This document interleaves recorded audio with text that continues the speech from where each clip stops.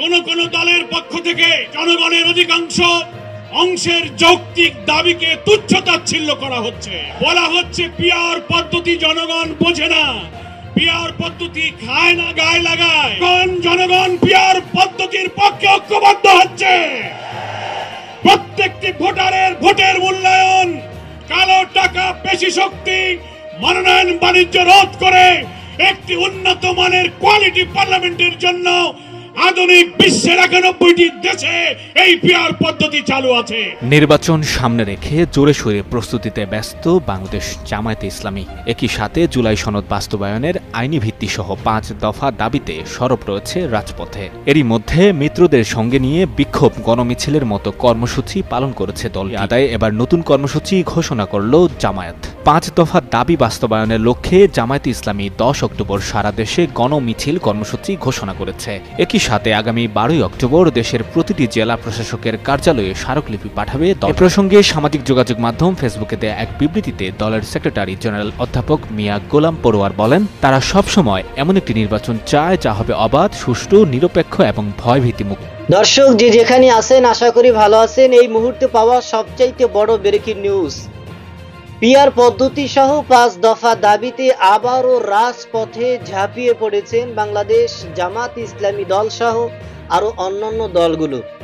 প্রত্যেকটা দলের নেতাকর্মীদের একই দাবি যে এই পিআর পদ্ধতি ইতিমধ্যেই বাংলাদেশের জনগণ মেনে নিয়েছেন।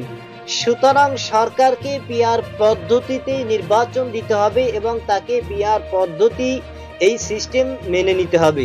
যদি পিআর পদ্ধতিতে নির্বাচন করা না হয় তাহলে ভয়ানক এবং বিক্ষোভ মিছিল এবং সমাবেশ করার কঠিন হুঁশিয়ারি দিয়েছেন এই বাংলাদেশ জামাত ইসলামী দলের নেতাকর্মীরা সহ আরো অন্যান্য দলের নেতাকর্মীরা। দর্শক, পিআর পদ্ধতি সহ তাদের 5 দফা দাবিতে কি কি কর্মসূচি রয়েছেন এবং তারা কে কি বলেছেন এই বিক্ষোভ, সমাবেশ এবং মিছিল নিয়ে, যা আপনারা পুরো ভিডিওটা দেখলেই বুঝতে পারবেন। দর্শক, ভিডিওটা অত্যন্ত গুরুত্বপূর্ণ, তাই ধৈর্য ধরে একটি লাইক এবং পুরো ভিডিওটা শেষ পর্যন্ত দেখতে থাকুন। আর এই ধরনের নিত্য নতুন খবর পেতে আমাদের চ্যানেলটি অবশ্যই সাবস্ক্রাইব করুন। আমরা আজকে এই যে কর্মসূচি, আমরা বিগত 30শে সেপ্টেম্বর আমাদের আন্দোলনের দ্বিতীয় দফায় এই কর্মসূচি ঘোষণা করেছিলাম। আমরা 1 অক্টোবর থেকে 9 অক্টোবর পর্যন্ত সারা দেশে গণসংযোগের কর্মসূচি দিয়েছিলাম। টেকনাফ থেকে তেতুলিয়া, রূপসা থেকে পাথুরিয়া, প্রতিটি জেলা, উপজেলা, ইউনিয়ন, ওয়ার্ড পর্যায়ে জামাত ইসলামীর নেতা কর্মীরা জনগণকে সম্পৃক্ত করে 1 থেকে 9 অক্টোবর পর্যন্ত আমাদের এই 5 দফা দাবির যৌক্তিকতা তুলে ধরেছেন। আজকে 10 অক্টোবর বাংলাদেশের প্রত্যেকটি বিভাগীয় সদর এবং মহানগরীতে গণমিছিল হবে এবং তার পূর্বে সমাবেশ।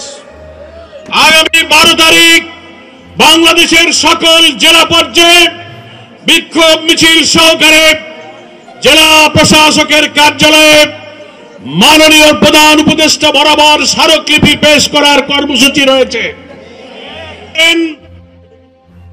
সংস্কার, লেভেল প্লেইং ফিল্ড, একটি অবাধ নির্বাচনের জন্য ঐক্যমত্য কমিশনে আলোচনার টেবিলে আলোচনা চলছে, অথচ আপনারা কেন রাজপথের আন্দোলনের কর্মসূচি পালন করছেন? এই জন্য আমরা করছি, কোন দলের পক্ষ থেকে জনগণের অধিকাংশ অংশের যৌক্তিক দাবিকে তুচ্ছ-তাচ্ছিল্য করা হচ্ছে। বলা হচ্ছে পিআর পদ্ধতি জনগণ বোঝে না, পিআর পদ্ধতি খায় না গায়ে লাগায়। এখন জনগণ পিআর পদ্ধতির পক্ষে ঐক্যবদ্ধ হচ্ছে। প্রত্যেকটি ভোটারের ভোটের মূল্যায়ন, কালো টাকা, পেশি শক্তি, মনোনয়ন বাণিজ্য রোধ করে একটি উন্নত মানের কোয়ালিটি পার্লামেন্টের জন্য আধুনিক বিশ্বের 91টি দেশে এই পিআর পদ্ধতি চালু আছে। কোন বিজ্ঞ ব্যক্তিত্ব সম্পন্ন রাজনীতিবিদ কোন কর্মসূচি, কোন পদ্ধতির ব্যাপারে ভিন্নমত পোষণ করার অধিকার আছে, কিন্তু দেশের অন্যতম রাজনৈতিক দলের ঘোষিত কর্মসূচির এমন গুরুত্বপূর্ণ বিষয়ে তুচ্ছ-তাচ্ছিল্য করার কোনো অধিকার নেই। তাই আমরা মনে করি ঐক্যমত্য কমিশনের আলোচনায় এক দফা আলোচনা শেষ হয়ে আমরা শুনতে পাচ্ছি 15 অক্টোবর এই জুলাই সনদের মধ্যে এতদিনকার 3 মাসের যে প্রচেষ্টা 166টি সংস্কার প্রস্তাবের 84টিতে আমরা সকলে একমত হয়েছি। আমরা প্রায় 19টি প্রস্তাবের সাংবিধানিক রাজনৈতিক গুরুত্বপূর্ণ কিছুতে ভিন্নমত সত্ত্বেও কিছু ছাড় দিয়ে কিছু স্যাক্রিফাইস কম্প্রোমাইজ করে একটি জাতীয় ঐক্য তৈরি করে অনেক রক্তের বিনিময়ে অর্জিত এই নির্বাচনের সম্ভাবনাকে আমরা সফল করতে চাই। আমরা সকল রাজনৈতিক দলকে আহ্বান জানাবো, বক্তৃতার সময় শুধু বলবেন ব্যক্তির চেয়ে দল বড়, দলের চেয়ে দেশ বড়, আর যখন দেশের স্বার্থে যখন কোনো ত্যাগ, কোনো ছাড় এবং কোন বিষয় ঐক্যমতের প্রশ্ন আসে তখন দলেরা নিজের স্বার্থকে বড় করে দেখলে বক্তৃতার সাথে নিজের কথার এবং কাজের কোনো মিল হয় না। তাই আসুন, এই জাতি 71-এ রক্ত দিয়েছে, আমরা স্বৈরাচার বিরোধী আন্দোলনে রক্ত ঝরেছে, জুলাই অভ্যুত্থানে রক্ত দিয়েছে, বারবার আর আমরা রক্ত দিতে চাই না।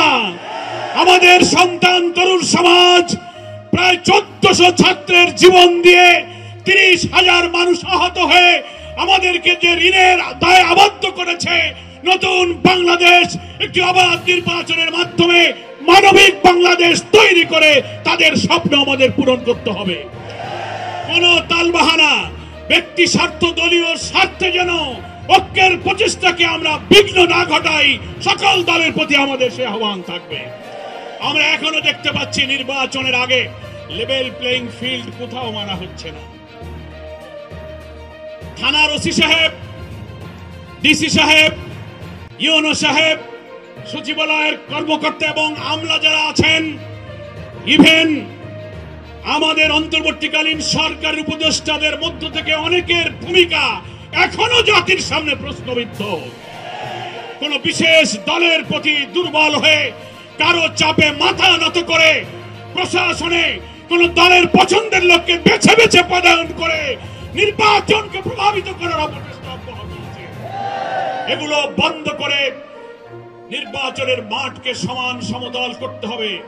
প্রত্যেকটি ছোট বড় দল যেন নির্বাচনের সমান রাজনৈতিক, সাংবিধানিক, নির্বাচন কমিশন প্রদত্ত সকল সুযোগ যেন অবাধে সমানভাবে ভোগ করতে পারে। পিআর পদ্ধতি, এই পদ্ধতি নতুন হতে পারে, সারা পৃথিবীতে পদ্ধতি জনপ্রিয়। বাংলাদেশে এই পদ্ধতির ব্যাপারে অনেক গোলটেবিল, সেমিনার, আলোচনা, বুকলেট, বিবৃতি, আর্টিকেল, পোস্ট, সমস্ত এডিটোরিয়ালের মধ্য দিয়ে এই পদ্ধতির সুফল তুলে ধরার চেষ্টা করা হচ্ছে।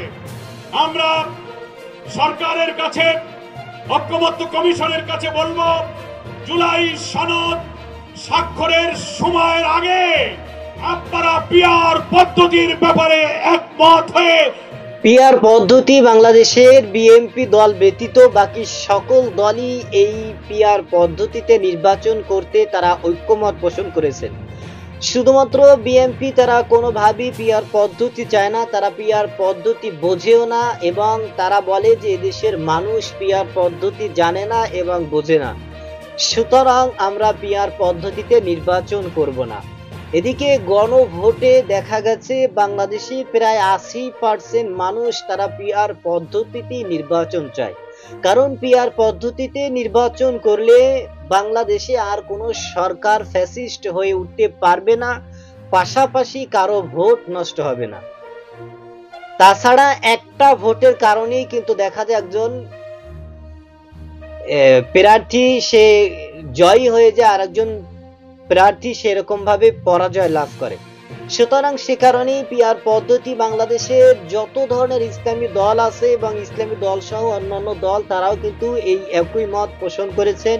ইতিমধ্যে সরকারও এই পিআর পদ্ধতিতে নির্বাচন করার জন্য, নির্বাচন হওয়ার জন্য কিন্তু আশ্বাস দিয়েছেন। দর্শক, পিআর পদ্ধতি নির্বাচন করলেই কিন্তু বাংলাদেশে সুষ্ঠু নির্বাচন এবং বাংলাদেশে একটা শান্তি নির্বাচন আসবে বলে এই বাংলাদেশের জামাত ইসলামী দল তারা এটাকে সমর্থন দিয়েছেন এবং তারা এটার পক্ষে সাপোর্ট করেছেন। দর্শক, আপনার কি মতামত? পিআর পদ্ধতিতে নির্বাচন হলে কি দেশের ভালো কল্যাণ হবে, না পিআর পদ্ধতি ছাড়া নির্বাচন করলে ভালো হবে?